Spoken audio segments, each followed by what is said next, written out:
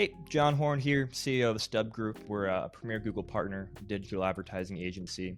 We work with lots of different businesses, helping them to create and manage advertising campaigns online through platforms including Google, Microsoft Advertising, Meta Ads, and so forth. And we also do a lot of work in the Google compliance space, so helping businesses be sure that what they're running in their ad accounts and what they have on their websites is compliant with Google's policies. And so we've built up over about the last decade or so a lot of just very in-depth understanding of Google's policies, of what Google likes and doesn't like, and what types of things they're looking for from both an automatic perspective as well as a manual perspective for flagging websites and accounts.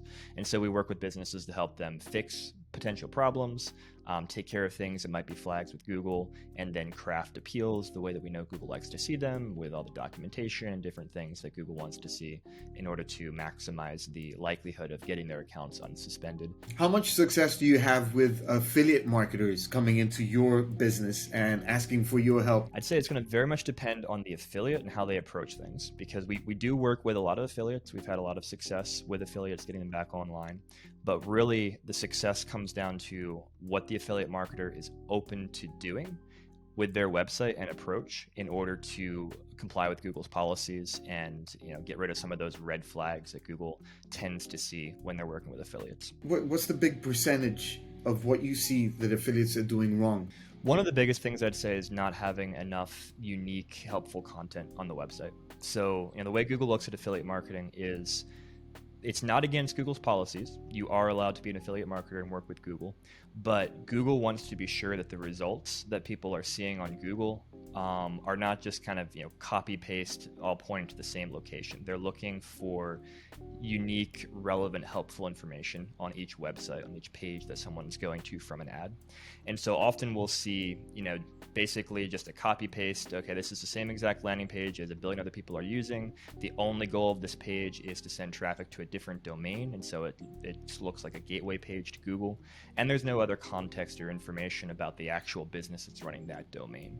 So one of the big things with affiliate marketers that we work through is, okay, let's make sure that the actual, not just the landing page you're sending ads to, but the actual domain itself, the home page that Google will navigate to from the landing page, etc., that these have the same hierarchy and privacy policies that a quote-unquote regular website would have. So there should be a contact page, about page, things like that, to show Google that, hey, we're a legit business who we also happen to be an affiliate marketer, and we are sending traffic to a different website, but we're also legit ourselves. And then the content, there's some unique value to someone coming to our website, whether that be reading a review of a product, or getting more information about the product, or ranking, or just whatever. There's something that looks uniquely helpful to Google and to just the average consumer who gets to the website before they're redirected to a different domain. We're using two different types of landing pages for these campaigns. Okay, so I'm using an advertorial, and usually I would use a type of VSL, click, watch now, whatever. How can an affiliate make these better from I don't know how to... Absolutely. Yeah, no, how make them less likely to get flagged by Google. Absolutely. Yeah, so really it comes down to, so there's a couple just very simple, straightforward things that you can do. Make sure that you've got policy pages and contact pages linked from the footer of the website. So Google wants to see a contact us page because most websites have a contact us page. Okay. They want to see privacy policy, maybe terms of conditions, disclaimer if that's relevant, even an about us page where you can have a little bit of information about you yourself or the business name you're operating under, separate from whatever the affiliate offer is that you're ultimately sending traffic to. Would you recommend reviews better than anything else out there for an affiliate to be on the clean side? I would say the good thing about a review is that you can very easily and genuinely create it. You can say, hey, here's how this product works. Here's what I like about it or don't like about it. And so rather than having to come up with a bunch of sales copy, you can relatively easily come up with something that is unique to you that's not elsewhere on the internet. So that's kind of the benefit of it. Would you say ChatGPT and a combination of getting content to create, it would work? ChatGPT can be very helpful as a tool to do a lot of that legwork, give you something. Usually you'll want to punch it up a little bit and obviously make sure it's correct and accurate. But yeah, it's a great tool to get you most of the way there. Can you explain a little bit about the circumventing policy thing? Because this is mostly what my subscribers get, and plus myself. There's a couple things I see most commonly that flag accounts for circumventing. One is if Google sees you have a bunch of different Google Ads accounts, particularly if one's been suspended, you go create a new one, that new one gets suspended, etc. Another thing would be if you have any kind of a redirect in your ad. So for example, let's say you've got example.com in your ad, but when someone clicks on that, that actually points to affiliateoffer.com. That's a big no-no with Google. No, you don't mean on the links on that page, right? They could take them over to the affiliate page from within the content. Exactly. Yeah. I'm not talking about the links that are on the page itself, but the actual link you put into the Google ad. What if you don't have a business? What if somebody just doesn't have a business and they want to sign up as an individual? How far can they go? You can go far. Yeah, it's definitely possible. When you create the account with Google, you have the option to either set it up as an organization or as an individual. So you want to make sure to set it up as an individual since you don't have a business name you're operating under. And then the options Google will give you in the payment profile will be a little bit different in terms of how you enter your information. A lot of it comes down to just being very clear and open and transparent with Google because they're really good at connecting dots. What would be your number one suggestion to the new guys coming in and not getting discouraged? Because I want them to try. I try to set expectations as well as I can, especially in the affiliate marketing space, because it can be challenging, like you mentioned. And there's not always a magic bullet where I can say, hey, go and do this and follow this 3-step plan and you will for sure have success. Put unique, relevant content on there. Don't just copy paste from somebody else's website. That's what I keep on telling people.